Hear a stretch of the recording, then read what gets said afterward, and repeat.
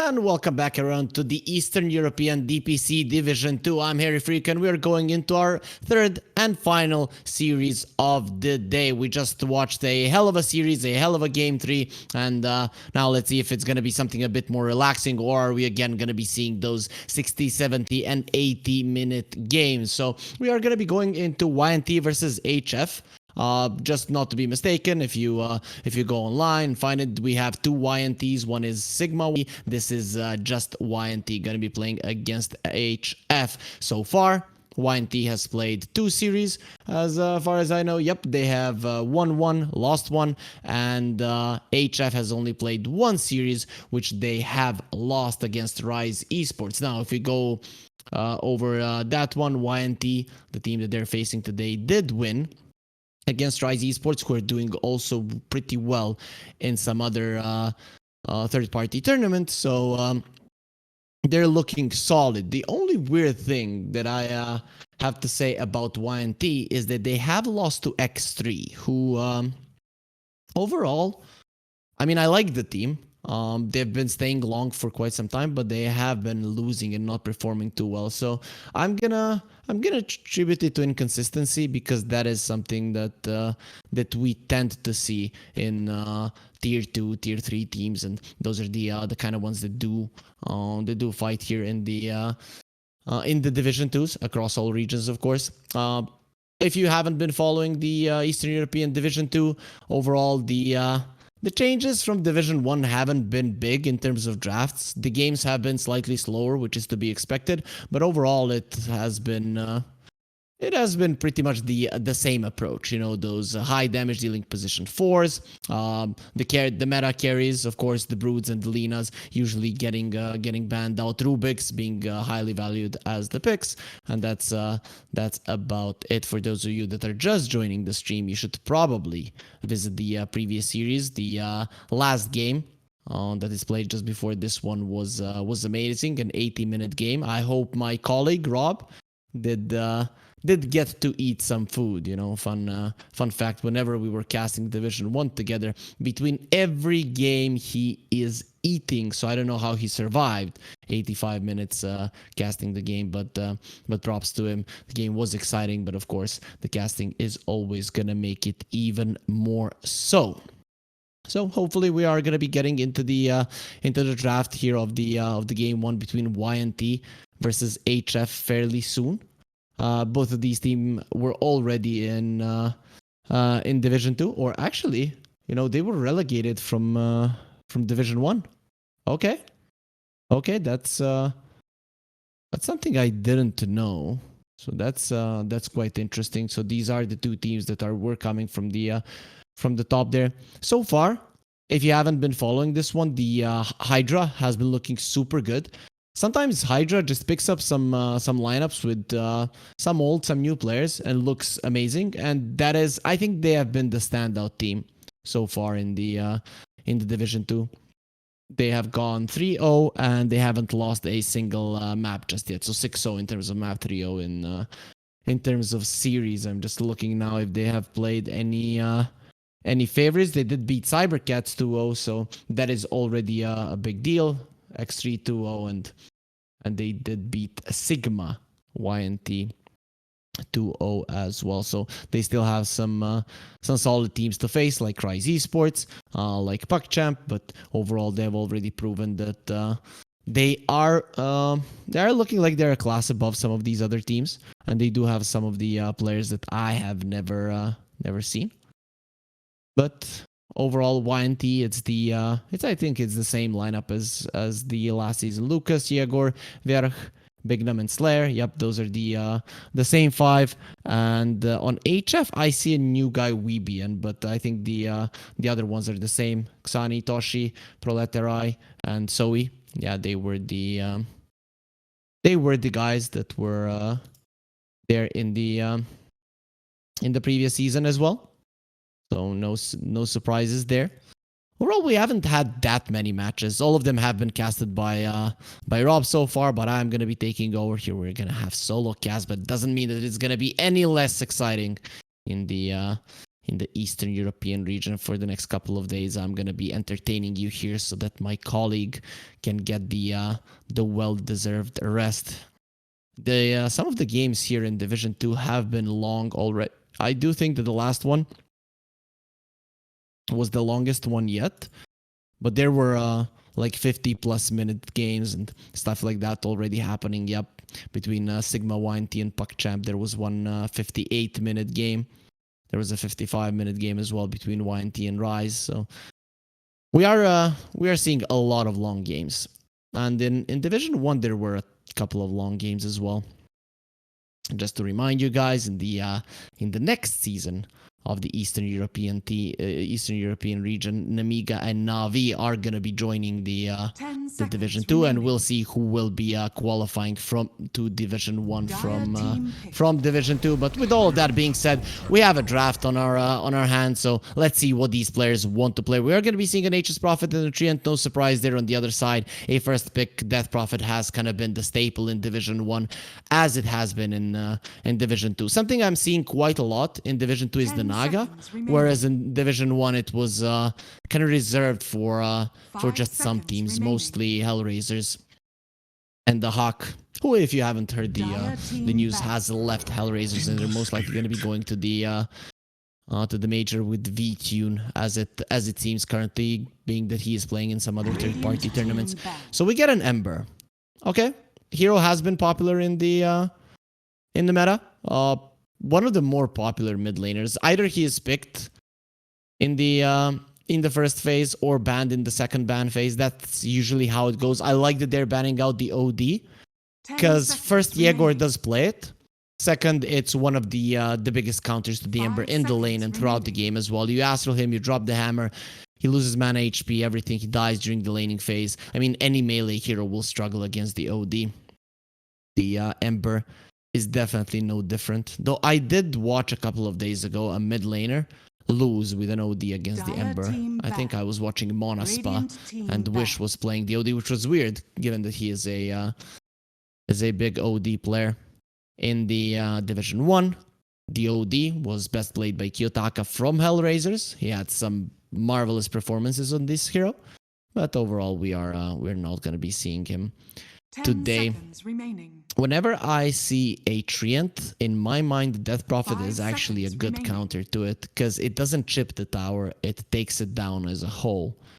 So we'll see how YNT are gonna be dealing with this one. I also had some conversations with different people about the Radiant Treant, and even in the Division 1 cast, when I was casting Tiebreakers with Trent, we kind of touched upon it, that the Dire Treant Protector just looks way better in terms of defending towers. 10 seconds remaining. So Radiant side Treant, I mean, it still can be annoying, it still can defend towers, but it's just not that important, and it's not that easy to hide in the Radiant trees as it is in the Dire trees. So we'll see if that does make any kind of difference.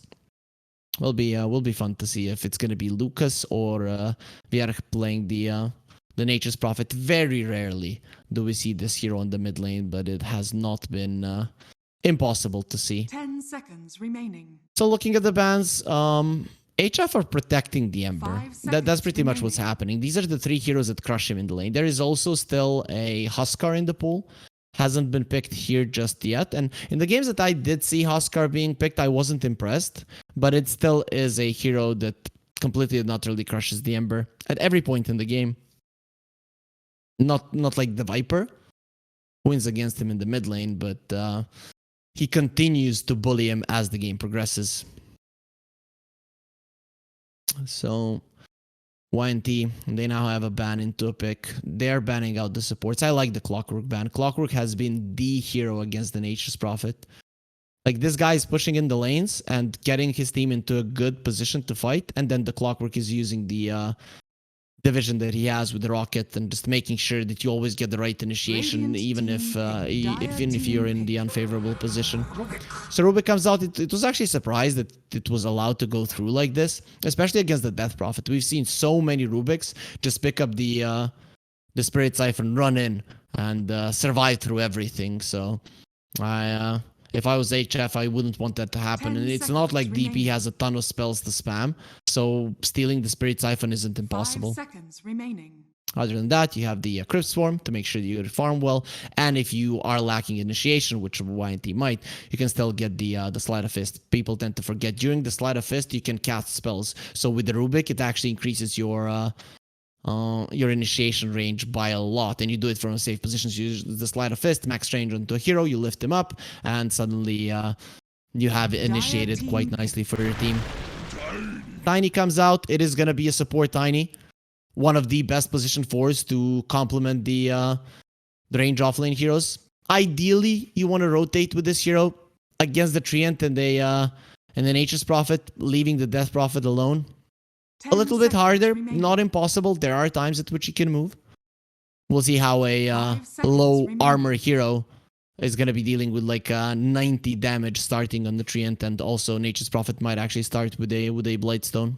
So we'll see if the Tiny can work out. Usually it's fun seeing the Tiny and the Treant Protector fight each other. Both have low armor, Tiny 0, Treant 1, and they have very, very high damage, especially Tiny once he gets the tree. So you're missing a 5 and the carry, and they're gonna go for the Undying. Considering Morphling, Drow, the Sniper, all of them are in the pool. Undying is actually quite nice because they cannot ban everything, right? SF is the only range. SF and Lean are the only range heroes that are banned, but doesn't matter. You have those 3. So YNT aren't going to be able to deal with all of them. Bat is a good pick, though. He deals with all of them. He is pretty good against the Ember in the mid lane. Sometimes mid laners get cocky and they actually pick an Ember into a Bat, which, you know, can work. Bat doesn't have the highest armor in the lane. Spam of the Sleight of Fist chains can be a problem. If Bat tries diving you and he has no creeps, you chain him and the tower just kills him. It is possible. But overall, it is a matchup that is dangerous for the Ember Spirit. Yegor, I know from the previous seasons that he knows what he's doing on his Bat Rider, so I'm curious to see how this one goes. Toshi is gonna have his work cut out for him.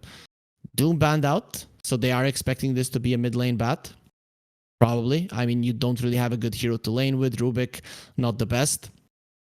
Even though from level 3, you are going to be a good hero against the Undying. Though then again, Undying on level 3 does get significantly weaker. All of his mana does go away. 5 seconds. So what do you ban? I think Morphling is a fair ban. Yep. It makes sense. Doesn't care about the Sprout. Naturally builds a Manta, so he's good against both the Bat and the Treant Protector. If it's a laning stage against the Bat, you can easily get away. He lanes well with the Undying. It would pretty much be a perfect pick here for HF. So what's the next offlaner that they ban out? They have some push. They have some team fight. YNT are lacking a bit in tankiness. So that one hero that can stand in front. Usually those heroes are bad against the Undying though, so that is where it's a problem. Something that can work out is like a Mars, something along those lines. We'll see what they want to get. I wouldn't hate the Mars. Some lockdown, some tankiness, you know, you need it. It's not like you don't have stuns, but it can be problematic. On the side of HF, only 2 of the heroes have lockdowns, but Tiny is obviously a very nasty one to play against. 38 seconds left on the reserve time for HF. So not a lot of time to think about this. Curious what's it... they get rid of the Centaur, okay. That is another tanky offlaner that can do the damage. So sometimes the Undying really needs to be careful playing against him. Though he's also one of the heroes that severely... suffers to the DK. He needs his strength. 5 seconds YNT? remaining. What else are you afraid of? Drow? Maybe. Sniper? Sniper maybe a bit more, to be honest. Not sure. I would get rid of a range hero here. Ursa is also in the pool, which is quite good, considering that HF are lacking in the burst department. The only thing they have a tie-in that's going to be a support. So plus you don't have any vision heroes. That is a big problem too. Dire team pick. They ban out the Ursa. Okay, makes sense. So, Drow, Sniper are the ones that are left. I'm okay with both.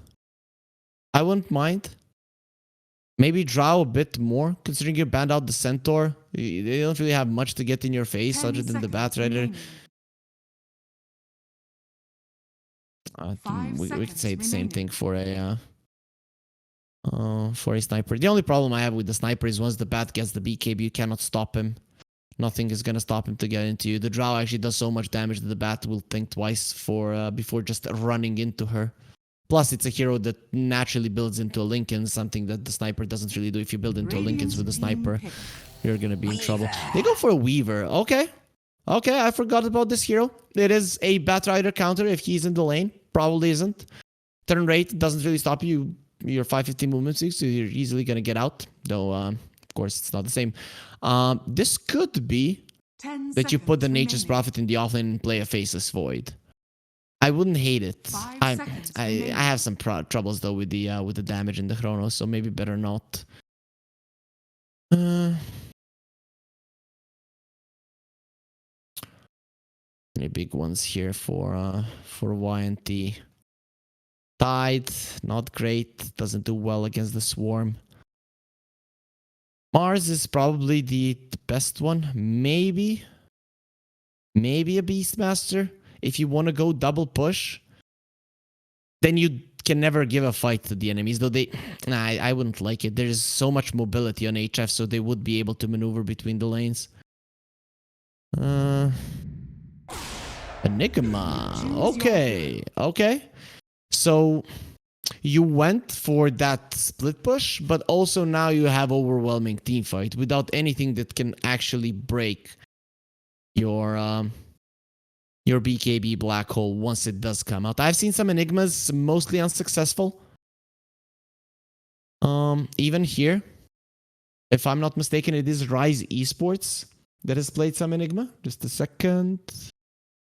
No, it wasn't Rise.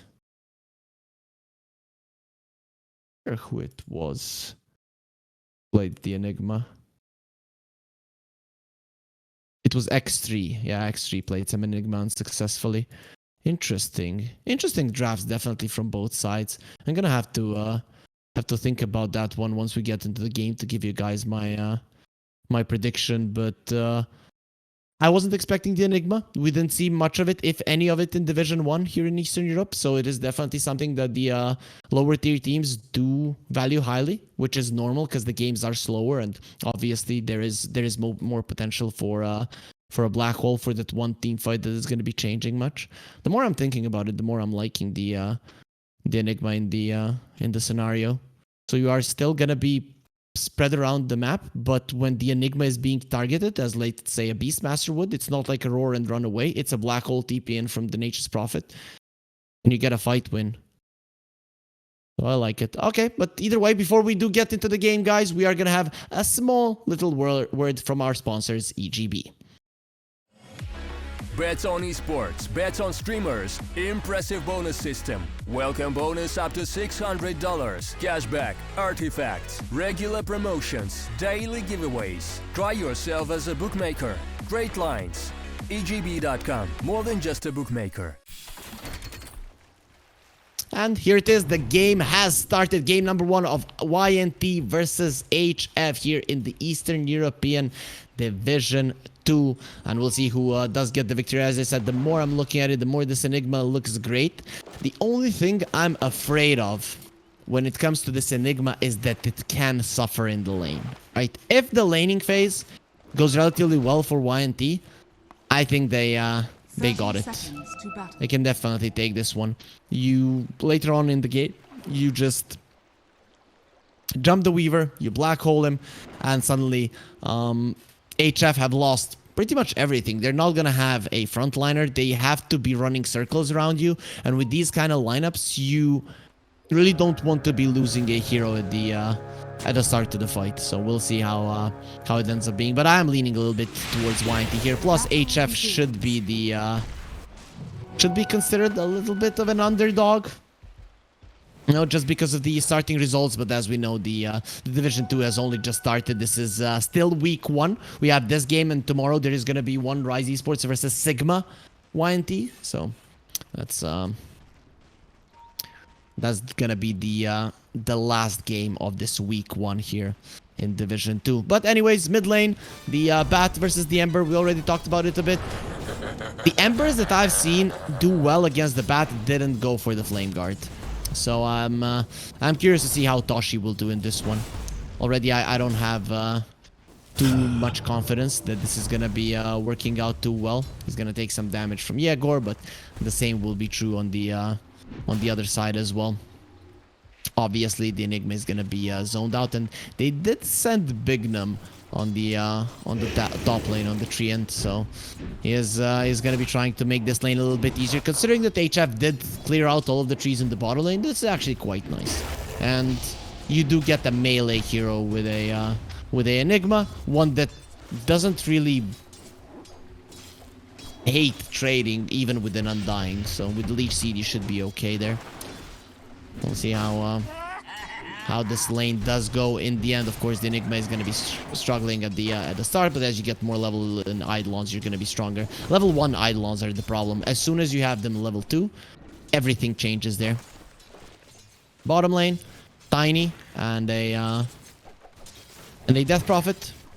So with a Nature's Prophet, you like having the Treant here because he has a ton of damage, right? And you also right click quite a lot. But with Rubik, you're gonna be getting more of those right clicks in. So overall, it's not gonna be too bad. We can see that Weebian is already going for the pulls, the drags. It's really hard. No, but Slayer ready for duty. He does bring in all the creeps there, so support's creating a lane of their own and asking Ice Frog, please, Mr. Ice Frog, give us a patch, and maybe, you know, a lane for the supports. Tiny's gonna be lifted up into the air. He doesn't have his level 2, he doesn't have his life. He's gonna be taken down. Lucas gets the first blood, having 0 armor against 2 right clickers. One of them a pretty heavy one. It's gonna be a problem. Meanwhile, top lane, Bignum is gonna be dropping down too much minus armor. He already has armor problems, but with the bugs on him, it's gonna be even worse. At least he's going to be protecting his Enigma, but this is the power of the Weaver and the Undying lane, and this is why I was a little bit scared for the Enigma. But if it is the Treant that is giving his life away, then it's not really that big of a deal. The lane is still being pulled towards the Enigma, so if the hero is farming, well, you know, Bignum will be happy with it. A 1-1 start. It used to be, if you guys have been following the Eastern Europe from last year's DPC, there has been so many games. Oh, Bat, he is dying in the mid lane. Okay, he will be fine for now. Just playing with his life there a little bit. You know, Bat dies, Ember blocks his path there, but it is going to be a Rubik rotation to the mid lane as we look at Bignum now here farming this camp, and there it is, the rotation of the Rubik. They found the Ember, and miscommunication there. Does this mean that both of them might actually die? One more hit from Yegor. It is going to be ending the life of the Ember in the end. It is not perfect, but it could have been much better if they just communicated properly, but it is what it is. In the end, you do kill a mid laner. You only lose the support. Your Nature's Prophet is still farming quite nicely, so you're gonna be happy overall. But you always get that, you know, bad taste in your mouth because you didn't really execute the way you should have, and hopefully they don't lose faith in each other, because that is something that does tend to happen from time to time. Though YNT, they have been playing together, these players, for some time, so hopefully that does not happen. Laning phase, so far even. Both carries farming impeccably. Both offlaners struggling. The supports, they're all close to each other, and mid laners, the only difference there is the experience in favor of the Bat. And if the Ember survives until he gets his level 6, everything is going to be fine. Again, a dive for HF, so we a little bit too deep for my taste. These creeps, they want to keep the Enigma off of the tower, but now Zoe's going to be taking some damage under the tower. It's a little bit hard, especially into the Nature's Grasp. Now, that's going to be a Tombstone that you need to be dealing with. So many things to kill. The bugs, the Tombstone will fall. Nice 125 gold there for Vierk, but he still does go down. These two punch too much. The Weaver reduces your armor. The Undying reduces your HP, and this is really big, especially because there's a wave in your tower, so Enigma is gonna be missing the entirety of that one. And there is a pause, not a BM1, guys. The Weaver is having some FPS issues, so yeah, it is not what you think. Well, let's see. Bat, the career is gonna be bringing him a Windlace. That's pretty nice to tie his boots. Nature's Prophet going for a going for the Midas. So I repeat this in every cast because it's just way too funny for me. So 5 days ago, Excalibur from Team Bolt used to be a really you know, big talented player. I don't know if you remember when he was 16 years old when he was playing Meepo and the Tinker. How everyone saw him as this guy is gonna be huge. Ended up being a solid player, never in the top tier of Dota. But anyways, what he said was, if you are buying a Midas on a Nature's Prophet, you have no idea what you're doing. Even if you win with the Midas, you would have won with any other item. Ever since I have seen that tweet, every single Nature's Prophet that I have looked at, and there's been a ton of them, has bought the Midas. And it is actually working out well. So I'm gonna call him out on that one and say statistics say differently. I kind of agree on the initial statement, but you know, you still need to play the hero a lot in the safe lane to see how it feels with and without. So if you feel that you're doing much better with, and these players definitely are, then it does make sense going for it. Nature's Prophet, talking about it, he's having a marvelous game, 3,000 net worth already. Regan coming to the mid lane. He's gonna use the Avalanche, doesn't have the toss. Will be finding the illusion, so he removes the sticky napalm stacks, but there was only one on him, and he's not gonna be moving too far away from this one. At least he gets the rune away from Yegor, but he gives him a kill. And this is a problem. Bat is a snowbally type hero. Either you're just gonna be in the jungle farming and doing nothing, or you're gonna be getting a ton of kills levels, and then you're gonna get a fast BKB and just crush the enemies. So I'm a little bit concerned already for HF, considering that the Bat has had a really good start.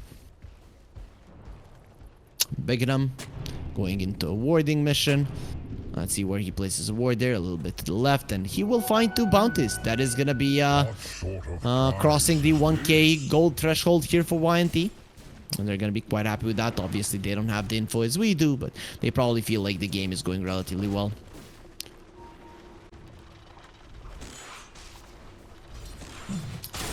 So this DP hasn't been touched much, but Proletari hasn't been farming too well. He does have a solid amount of CS, but some of those are gonna be Prince, and you know, they're just not as valuable as the lane creeps. Not even close.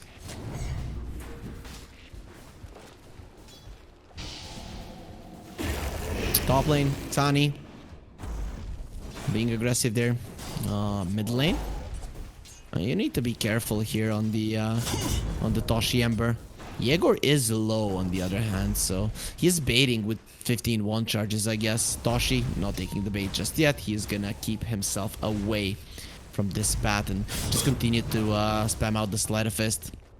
Under the tower, obviously not gonna be as effective. And Yegor going to the base. He has cleared out the wave, and he does have a Windlace in the boot, so we'll be able to come back fairly shortly. 800 gold until the bots. So we had, you know, a little bit of a faster start, a couple of kills here and there, and now everything has slowed down. Rebian, he has found Slayer, and he will be getting some help. Here comes the Ember, who does have a Sleight of Fist. No chains, gonna be using them right now, and let's see if the Living Armor is gonna be enough to protect you. The Wrath of Nature does come out there, not gonna be changing anything. The damage is not that high. Proletari on the bottom lane. Yegor, he went to the base. He doesn't come back to the mid lane. He TP's bottom. He gets a kill. So it's gonna be across the board a little bit more favorable for YNT. Xani. No black hole on Vierk there. If there was, well, Xani would probably be crying right now, and the Nature's Prophet would already be top lane to get a kill. No boots on the Weaver just yet, but he is gonna be going for the power treads. Some Weavers take it, some Weavers don't. Shigetsu, very well known on his Weaver plays in previous seasons, when he used to play in Cybercats. Now he does play for PuckChamp. You guys should know that well if you followed the previous game. Lucas continuing to farm. Yegor continuing to burn the woods, making sure that he accumulates as much farm as he can once the bots are out. The reach from YNT, the speed at which they can move across the map is gonna be insane.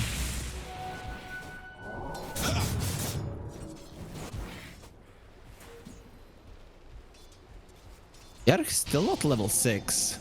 He is struggling in terms of net worth. Then again, so is the DP. DP at least does have the exorcism currently. But we're not seeing too many rotations. 10 minutes in, and the only rotation that we have seen has been the bat towards the bottom lane. So everyone is kind of poking and prodding, seeing what the responses are gonna be. Enigma going for a mech, no surprise there. I like it. I saw an Enigma from X3 a couple of days back, and the Enigma didn't get any aura items. Slayer, gonna get the living armor. The tombstone has been placed. They want to be going forward. Slide of his chains in a couple of seconds. Soul Rip does get him low, but Slayer is alive. He is gonna get the Slide of his chains. Might be enough for him to get a kill. Weebian dies on the other part of the map. So every single time that we see a kill happen from one side, immediately there is a response from this bat. The mid laners are getting kills, and now the TP from the bat coming over. They want to defend the tower, especially with Lucas coming in. This is a dead undying, just a matter of time. When he falls, it's going to be super fast. It is going to be Bignum that claims it, putting YNT at a 2k gold lead. Nothing too big, 10 minutes in, but it is a lead nonetheless. Let's see now. Smoke was used though. Where do HF want to go?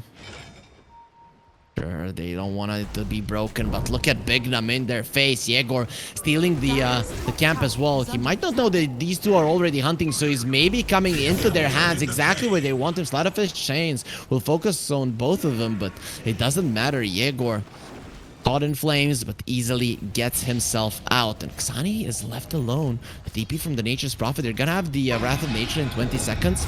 And what was stolen is the Shakuchi. I forgot about that one that you're playing against the Rubik. And now the Black Hole will kill him. Xani gets the taste of the first Black Hole.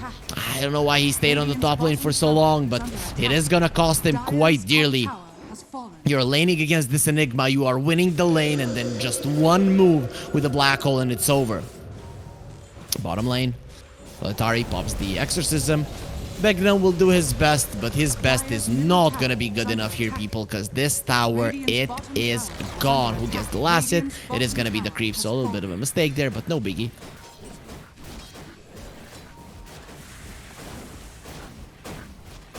Dire's top tower 12 minutes is in. under attack. The gold lead, 3k, not huge. Nothing to laugh about either, because it is 3 of the cores topping the network chart. And we can see almost 5-time odds coming out from our sponsors, EGB. So that is them not having much faith in the side of HF. And I understand it. HF currently, they have no ways of making plays. Like, no ways. Whereas Rubik goes in for the lift. They're going to have the lasso. Where's the damage? The Wrath of Nature isn't available. But guess what is the overgrowth. So they're gonna have the powers of nature helping them anyway. Now they want to go for Soin. There's the Tumblr story going forward, and Slayer with this Shakuchi just coming around. Rubik is so strong in the current meta, and then when you want to pick a Weaver, this is what you're gonna be dealing with. If there is one spell in the game that is perfect for the Rubik to hold, is the Shakuchi, right? You just become this unkillable hero that has perfect initiation, has solid burst, is everywhere in the fight, and you are gonna be much more valuable than the Weaver itself, because Weaver needs to get the hits in. Rubik just needs to run around, spam spells, and if you can't catch him, it's a big problem. So it is gonna put some of the big cooldowns from YNT on the cooldown there. You can see it in your upper left corner, or upper right if you're looking at HF. This is what I really like about this UI coming out from Paragon that they have for us. So much info on the screen. Like, whatever you want, it is there. Scan was used. It is gonna be finding the The Rubik there. Really, no, it was finding the Ember, but it was already showing, so it doesn't really matter. Weebian. Man, he would like that blink, but this is not going to be an early blink for the Tiny, no way. Bat coming over, has the Boots of Travel, Wind Lace, very fast, not going to be chasing. You don't go too deep, you're already in the lead, you don't need to be going super aggressive. Shikuchi and the Weaver will be expiring, so Slayer isn't going to be as strong in just a couple of seconds, and Lucas continues to ramp up the farm. It's just insane how much he's getting with this Midas. Shikuchi used, probably for the last time, and HFR coming over. Hiding in the trees for Weebian. But here comes the tree.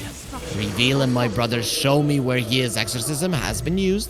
Has not been stolen by the Rubik and probably won't. HF pushing very aggressively, bringing in the Weaver, but Yegor goes in. Won't get the last off. You will get silence, taking a lot of damage. The Tombstone has been placed and a lot of zombies are in there. The Swarm is stolen. Slayer, he didn't want that one. He wanted the Shikuchi to get out. It's not gonna be happening. This mid lane tower looking very much dead. Enigma coming over, does have the black hole, but he's gonna be chained there by the Ember. They see very clearly who does have the Guardian Greaves, but he has already used them in this tower. It is gonna be going down, no deny. Coming off from Lucas, and you have to bail. This Tombstone is still very strong, and when they're together, HF are not to be underestimated. This is kind of the thing. Until your Enigma is ready to initiate, you or the Bat has a blink, you can't really do much once HF hold their ground, right? Running into them, there's a Tombstone, there's an Avalanche, there's a Silence, just too many things that you're going to be running into. And obviously, those kind of fights you're going to lose. So very nice choice from YNT just not to engage. Yegor is 3 levels ahead of the Ember. That is a huge difference between the two mid laners. Treant has been found. They're going to be doing some damage to him. Can he TP out right now? Doesn't have a TP, so the answer is going to be no. And Toshi comes from the side to secure that kill. Mine. So these two have worked so hard, and then someone comes and steals it. Tends to happen sometimes in real life as well, so get used to it. No, you need to stroke that ego mid player, so he's gonna be going down. It's gonna be Wrath of Nature that gets the kill. In the end, Weebian, he finishes off Slayer, so the Rubik dies yet again. This time the Tiny gets it, which is actually very, very important. He is the lowest net worth of the supports, and he's kind of the only one who cannot play Dota without the blink, but still, Weebian is finding a couple of plays, so he's not gonna be too mad about it.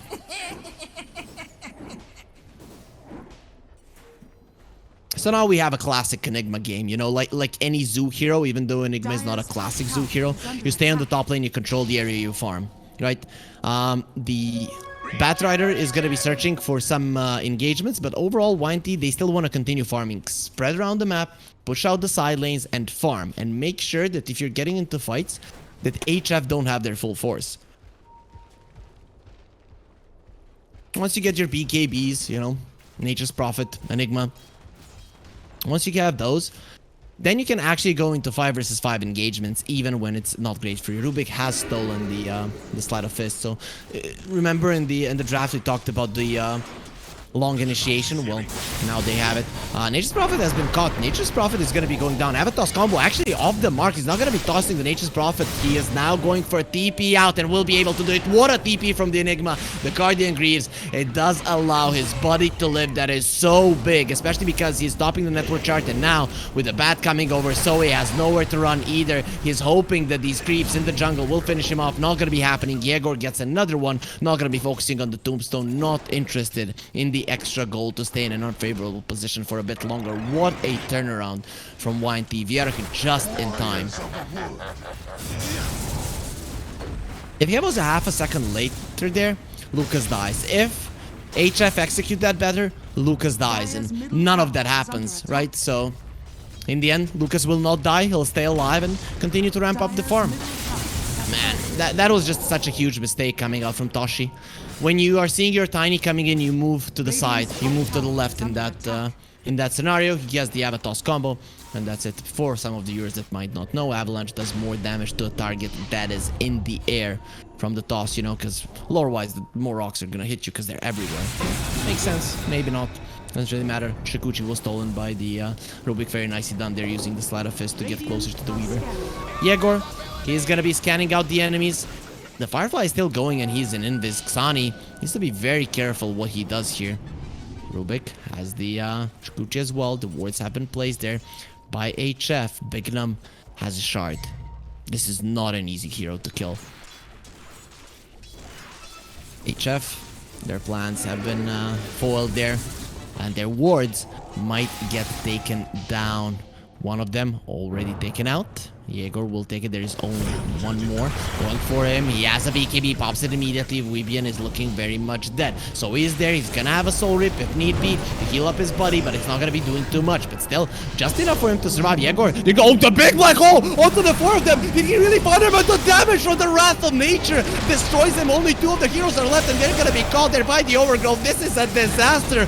What a blink dagger reveal coming from the Enigma. He just bought it, and he uses it in the most perfect way. You are the one setting for the team fight, and you just get annihilated by Vierge. Oh man, does he feel good? Look at that face. That is the face that you're trying to hold in the excitement. So like, I'm cool, you know. I didn't just destroy them. This is just to be expected from a player of my caliber. You know, he's looking down on them. You know, just another day for Vierge Enigma. And with that one, he's going to be getting closer to the BKB, and he just bought his blink instantly. The gold lead increases to 12k. You lose all of your vision. HF just got demolished in that previous fight. Like, completely and utterly demolished. The game was still, you know, in their grasp now. Man, it looks so tough. Oh, HF. How do you feel now? You don't feel good. Lucas goes for Mjolnir. I haven't seen a Mjolnir for a long time. It's usually the Gleipnir. But Lucas decides to go for a bit more. I don't even know if it's more damage. Like, why would you do... You're playing against the Weaver Ember. The root is just so good. Weird decision, but whatever. Probably feels like he needs a little bit more right-click attack speed. I don't think I agree, but okay. Xani is going for a Skadi. This is what I like. He is playing against 3 range cores, 4 range heroes in total. A lot of heals, and they walk into the pit. You're 12k gold behind. The exorcism is going to be popped out. HF are still very strong if they're holding their ground. Bignam going forward. The Nature's Grasp there is only going to help his enemies kill the Roche faster. Smoke was used. YNT coming over. Vierge doesn't have a black hole for 80 seconds, but all of the other spells are going to be online. BKB was taken. Think about re-engaging. Rubik goes in and instantly tossed into a very uncomfortable position from which he's not going to be coming out. The YNT, they decide not to engage. Smart move. They didn't push out the top lane though, so that is something that I don't like. You have a Nature's Prophet. That top lane should have been in the enemy's tier 3 right about now.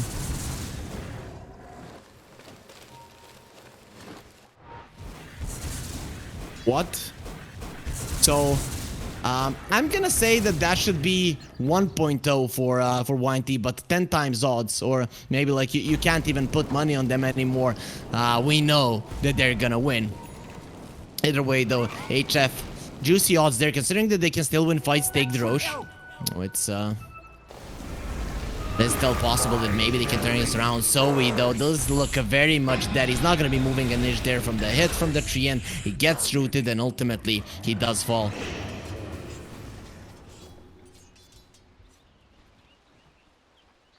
Nature's Prophet continuing to farm. 5k gold ahead of everyone else.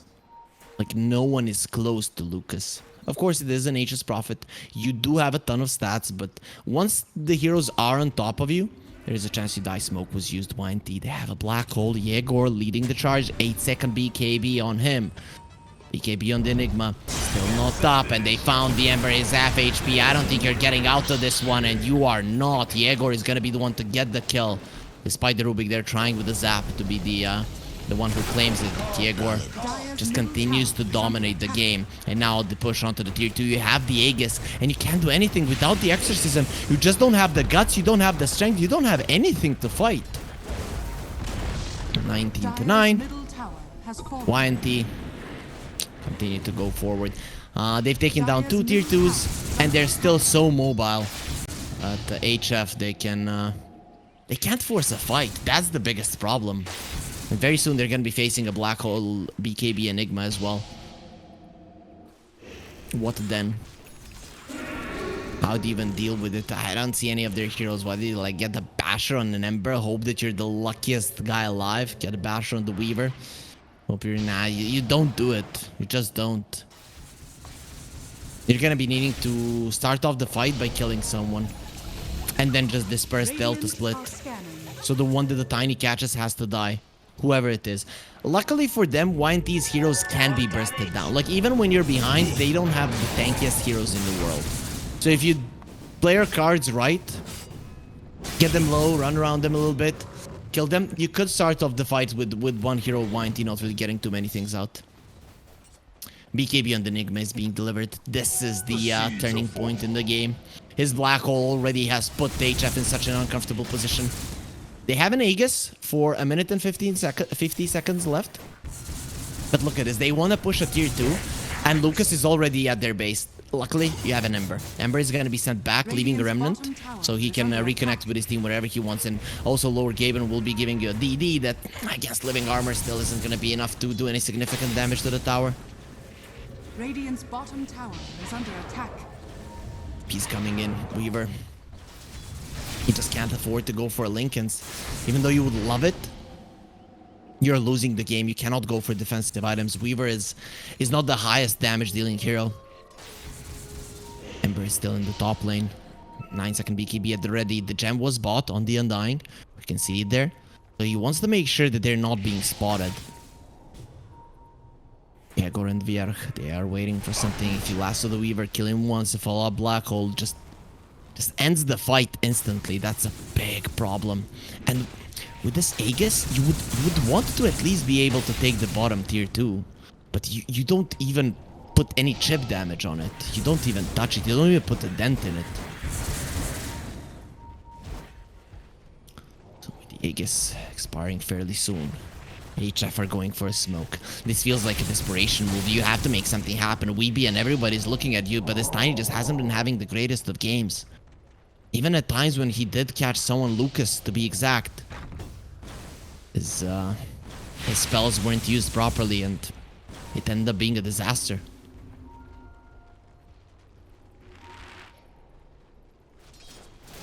19-9. 12k gold for YNT. Nature's Prophet has a Satanic. That's Scotty on the Weaver. It's a necessity. This guy doesn't die. If he gets the BKB off, he just doesn't die. Stands his ground. Even next to the Exorcism, he's gonna be fine. Smoke from YNT. They know that the Aegis is expired and they're going for an aggressive move towards the top lane. They want December dead. Blink Lasso and he's gone. The damage output on the side of YNT should be big enough.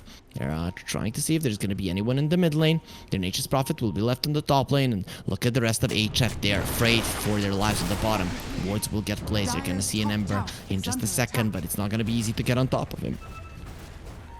He's not being seen. Or, sorry, YNT are not being seen, but they see everything. They see everything from the enemy side. At least their smoke does expire, but they're doing some nice damage to this tower. Half of it is gone, and Nature's Prophet, think about getting out. He does have the normal TP, probably should be using that one, and the Wrath of Nature. Out the Weaver, nice Shikuchi, they're not gonna be caught. That's why they're going forward. That's a Scotty, and Yegor is gonna be going down there to the bugs. He uses the illusion rune, not gonna be happening. Doesn't remove that one. The black hole onto the Weaver does go down. He does have a buyback. He finds this one, and he knows this would be a great time to turn it all around, but still not gonna be having anything to cancel the BKB TP out. Over-aggression for YNT almost costs them. They do get the Weaver buyback, but overall HF are not going to be too mad about it now. Despite not having the Aegis, you can still go for a push. Never refuse gold given. Gem? Where's the gem? It's on the Undying still, so no biggie there. The wards of YNT haven't been rewarded there, so that is a big one. That is something that can lose you the game, especially against the Path. Now Rubik has a Force Staff as well. So you get the lasso, you pull him out. It's kind of done. Lucas going for a Scotty as well, so he's gonna go full stats. It's gonna be like a 3k HP Nature's Prophet. Weaver still packs a punch. Now he goes for something like a Daedalus, and the burst damage of HF will be there. We are going to be seeing some buybacks now becoming relevant already. 3 of them available on the Dire side. Only 2 on the Radiant side. Okay, now 3 Enigma. Starting to farm that money as well. Weaver Not gonna be a Daedalus. He wants a BKB. It just feels so bad not being able to leave the overgrowth. Are scanning. Feels so bad, but damage is something that you're gonna be needing after that BKB. Maybe you wanna go for Toshi. Malefice is gonna be used, jumping in. Okay, he's gonna be popping the BKB. The rest of his teammates, they were close just a second ago, but they're not close any longer. They killed the Rubik. That's gonna be it. YNT now knowing that the enemies are in the vicinity, gonna be trying to get themselves out, or no, get themselves in. They found Weeby, and this is the initiation of HF, but he does it around with an avalanche. That's gonna be a big one. BKB from Lucas. He does have the leash there with the Sprout, and will be getting a kill. Immediately goes for a TP out. That's a 7-second BKB, if I'm not mistaken, that just goes down the drain. So not ideal for YNT. They're not getting these big fights, and it is HF that are reducing the gold lead. Ever since that Enigma fight, the Blink Dagger reveal fight, YNT haven't been doing too much. Xani, on the other hand, still doesn't have a buyback, so that is a dangerous thing for HF. Without the Weaver, you don't really have much to fight with. Oh, finds the Arcane Rune. That's a big one for a Weaver. Relentless.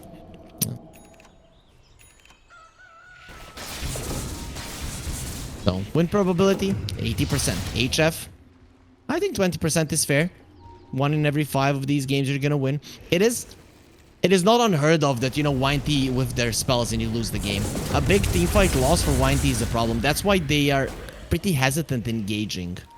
Right? You get a pick off and you just bail. Because you understand that a big teamfight loss might just be losing you the game.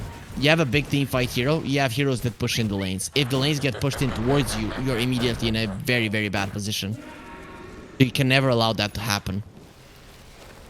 Though, if HF win a fight and then just run straight down mid, that would be a problem. If they would win a fight, push in all of the lanes, get the side lanes pushed in, get the tier 1, get the tier 2 on the bottom lane, that would be huge for them. It depends just how, if they do get a win in the fight, how they use it. Oh, that ward, they're finally gonna be dewarding that one, but as you're doing it, as you're focusing on that one, the Roche is dropping low, and it's gonna be taking too long. This is a dead Roche. Second Roche gonna be going into the hands of YNT. Who gets the shard?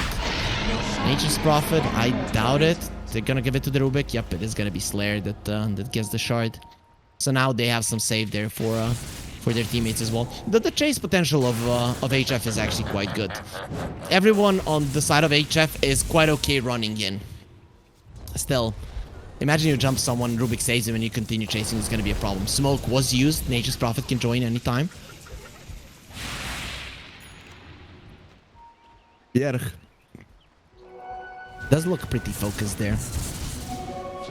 We should be keeping our eyes on the Enigma. Yegor, Blink Lasso onto the Tiny. Is that a target that you want? If you can kill him before the Avalanche, that would be ideal. But they're looking towards the Rubik. The Shikuchi is going to be getting himself out. They found him. There's the Lasso. And they use the Black Hole. You're not going to be getting out of this one alive. Death for 100. Now, the chase is on. What are you going to do without your little bug? Where you're going to get squashed just like he was. Lifted him up into the air. Mountains are heavy, but the Rubik Mind is very, very powerful as well. And he also stole the Shikuchi, being able to chase even further. This is the last outer tower that has no chance of standing.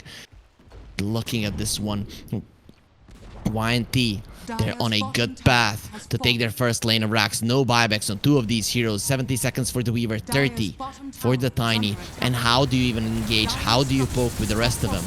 Tower, bottom lane is gonna be protected. You're still gonna have 1 glyph reveal. Oh, Zoe, he does the ward, but at what cost? At the cost of his life. He does have a buyback though, so we'll be able to rejoin once the Weaver is alive.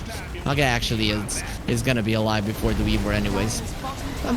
You always have the longer death timer when you bought back. People that don't know that one. Half of your remaining death timer gets added to the next death timer. So that's why the Weaver is dead for more than 100 seconds.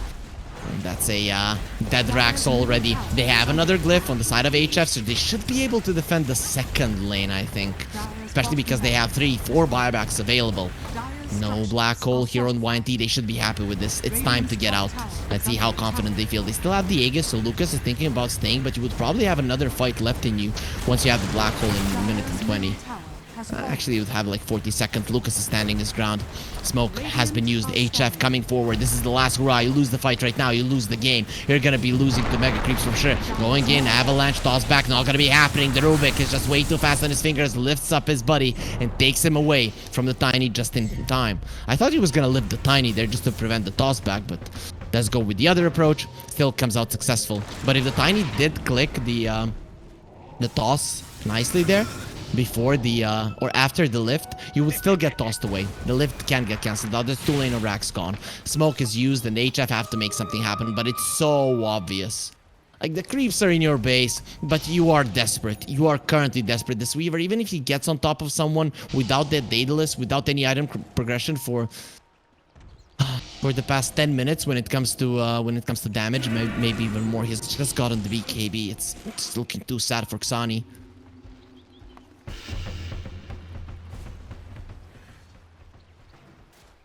So 18,000 gold lead and counting. Next Roche 430. The Aegis still hasn't expired for a minute 30, and you're gonna have that chance to fight top lane with the Black Hole Weaver. He's gonna be having his buyback in a couple of minutes, but the thing is, if you buy back once more in this game as a Weaver in the next like 5 minutes, it's over. You're not gonna have any item progression to be able to win this game for your team. Oh, Daedalus on the Nature's Prophet. Items are just coming out from Lucas. He's 12k gold ahead of the Weaver.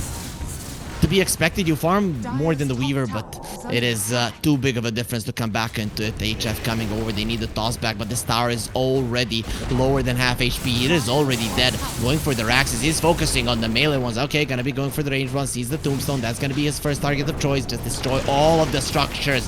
You've placed down that one to remember your family, to remember your base, but I'm gonna kill all of you and erase everything that you have ever known. Lucas gets tossed in, pops the Satanic, and just stands his ground and fights. Let's go, everyone against me. My Enigma is behind me. The Black Hole is ready. Don't you dare. And they will not dare. Lucas is too strong. I hear a lasso being used. It is gonna be there onto the Tiny. That's the initiation. Weebian gone. Does have a buyback, can use it immediately. He has to use it immediately. Lucas still standing his ground, and Vier, he's waiting. Come on, get close to my carry if you dare. Jaeger is gonna be expiring in 9 seconds, so he has to be careful. We'll have the Satanic and the BKB in just a second, so we'll see what he does. And Lucas for now decides it's safer to get himself out. The melee racks stand, but only barely. Exorcism will expire. Maybe that's gonna be the cue to go for YNT and just seal the deal on the game number 1. Ceasefire just for a second there, but he creates chance to make sure Batrider can come over. 30 seconds until have they all of their spells, and Tiny jumps in. Yes, exactly where we want you. They almost get pushed out of this Black Hole. It's still going to be connecting onto the 2 of them. Kill the Undying, does have a buyback. That's not a good Black Hole, not the one that you were hoping for, but they've been leashed inside of the Sprout. The Weaver is standing his ground, but he cannot do anything. Lucas, he says 1 versus 5. I can take you all in the backline. Stochi is going to be dying, fighting everyone else. The thing is, he cannot win against the 4 heroes, and Lucas, he can. Now goes for the Weaver. Let's go, Xani. Another Black Hole onto the ground, but no one cares. Game 1 is over, and YNT have taken it with very minimal pushback coming out from HF. Very solid performance. I'd say not a lot of chances for HF in that game. Every single item timing from their opponents was used perfectly, especially the Blink Dagger from the Enigma. That one surprised me. I can only imagine how surprised they have felt after that initiation. When, of course, there was a BKB on all 3 of the heroes. When all of the lanes are pushing into you, you have no vision heroes to give yourself any kind of an advantage for a good jump. That is gonna be the result of the game. There isn't much you can do. It's just you're standing there, you're waiting for the opponent's mistake, you're hoping your Tiny might get the toss back, and in the end it just ends up being an easy game for the enemy. You know, you get the Blink Black Hole onto the Weaver, you rinse and repeat. He buys back, you rinse and repeat until he cannot buy back any longer, until he cannot commit to the fight any longer, until he doesn't have the gold necessary to fight. So that is gonna be easy victory for YNT in game number 1. But everybody, that is not it for today. This is a best of 3, so HF, they still have a chance of turning it around and winning their first series here at the DPC EEU Division 2. Are they gonna do it? Will they do it? We don't know, but we find out after a short break, so stay with us.